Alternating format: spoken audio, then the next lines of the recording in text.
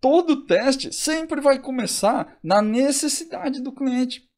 Para começar a fazer teste, não só o teste de unidade, né, mas para começar a fazer qualquer tipo de teste, você precisa ter clareza sobre o objetivo daquilo que você está fazendo. No sentido de você escrever aquele código. Por que eu estou fazendo isso? O que esse código vai fazer? Não tecnicamente, sabe? Eu não quero saber se o seu código vai no banco de dados, ou se ele vai chamar um serviço de mensageria, ou se ele vai mandar um e-mail. Não é isso. O que você precisa entender para fazer teste de unidade é o que o seu código precisa fazer para o seu cliente. Que tipo de necessidade o seu código atende para o seu cliente. E aí, quando você começa a entender esse tipo de coisa, você ganha clareza sobre o objetivo da sua entrega. E esse é o ponto. O resultado esperado. Aquilo que o seu código vai gerar, ele é mais importante do que aquilo que o seu código faz. Do ponto de vista de teste, pelo menos. Do ponto de vista técnico, talvez seja sim importante a forma como você faz. Se você vai usar a programação síncrona ou assíncrona, se você vai usar a injeção de dependência, se você não vai usar, se está acoplado, se não está desacoplado. Esse é um problema seu, como deve. Mas o teste de unidade, ele não liga exatamente para isso. Ele quer saber o resultado esperado, aquilo que seu código vai fazer. O que seu método entrega? O que a sua funcionalidade entrega? É isso que a gente faz nos testes. Toda vez que a gente testa, isso é uma coisa que eu vou explicar agora, mas às vezes parece que é uma coisa óbvia, mas eu não sei se todo mundo racionaliza isso na hora que está programando. Então eu vou falar agora que é para você colocar na sua mente ali, para você ficar presente para isso. Toda vez que a gente faz um teste, a gente está fazendo uma comparação. Para ficar mais fácil de entender, vamos dar um exemplo da área científica, que eu acho que a área científica é um bom ponto para a gente entender como é que o teste funciona. Quando o cientista ele tem uma tese não é um fato comprovado. É alguma coisa que ele imagina, que ele alucina ali na cabeça dele e que ele acha que é verdade. Então, por exemplo, ele acha que o gelo não derrete se você colocar um pedaço de carvão do lado do gelo.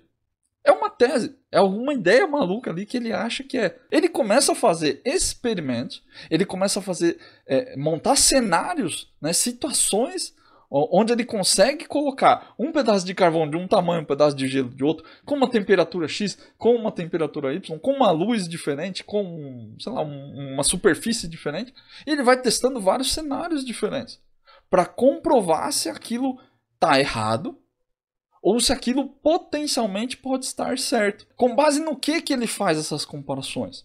Ele tem dois pontos. Ele tem aquilo que ele imagina, ou seja, um resultado esperado.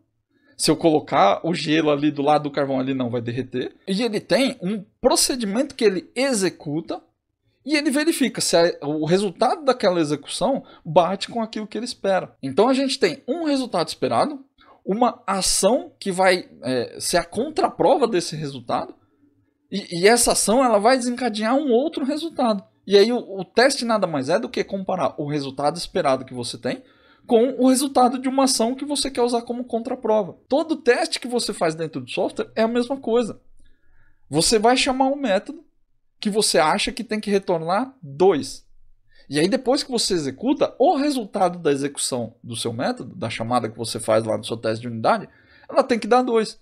E aí o que é o assert? O assert nada mais é do que uma comparação entre os dois resultados. Assert are equal, o resultado esperado, contra o resultado da execução do seu método. Isso é o teste. Então toda vez que você faz um teste, você está comparando coisas. Agora, pensa aqui comigo. Como que você vai comparar alguma coisa se você não sabe o que essa coisa tem que fazer?